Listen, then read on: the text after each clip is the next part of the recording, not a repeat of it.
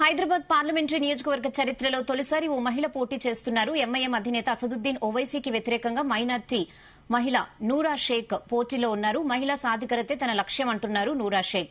నేటి సాంకేతిక యుగంలో కూడా హైదరాబాద్ పాత నగరం మరీ పాతబడిపోయిందని ఆమె ఆవేదన వ్యక్తం చేశారు. తనను గెలిపిస్తే పాత నగరం బంగారు నగరంగా మారుస్తానన్నారు.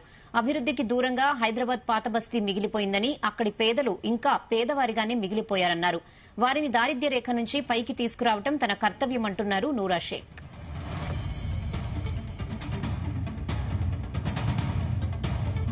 హైదరాబాద్ కాన్స్టిట్యున్సీతో ఎలక్షన్ చేయాలని ఎందుకు నిర్ణయించినారు, వీళ్ళే ఎందుకు గెలుస్తున్నారు అనేది ఈరోజు జూనియర్స్ వాళ్ళు క్వశ్చన్ ఇస్తున్నారు. దానికి నా సమాధానం ఏమిటంటే, ఓల్డ్ సిటీలో కంటెస్ట్ చేయడానికి రూలింగ్లో ఉన్న ఏ పార్టీ కూడా సపోర్ట్ చేయదు. ఇక రూలింగ్లో ఉన్న పార్టీలు ఎవరు నిలబడరు. ఎప్పుడు కూడా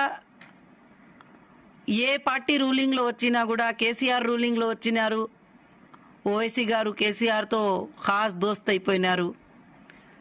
మళ్ళీ మా రేవంత్ సార్ వచ్చినారు, అతనితో కూడా ఖాస్ దోస్త్ అయిపోయినారు.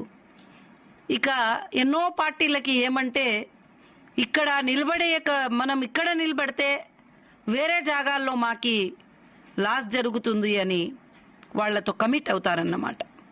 కానీ ఈసారి నేను ఈ హైదరాబాద్లో ఎలక్షన్ కంటెస్ట్ చేసి అందరి మనసుల్లో ఈ వచ్చే భయాన్ని పోగొడతాను. అందరూ ఏమనుకుంటున్నారంటే, ఇక్కడ మనం కంటెస్ట్ చేస్తే ఎట్లా అని చెప్పి, ఇది నేను ఖచ్చితంగా కంటెస్ట్ చేసి ఓల్డ్ సిటీని గోల్డ్ సిటీగా మార్చాలనే నాది ఒక కల ఉండాది.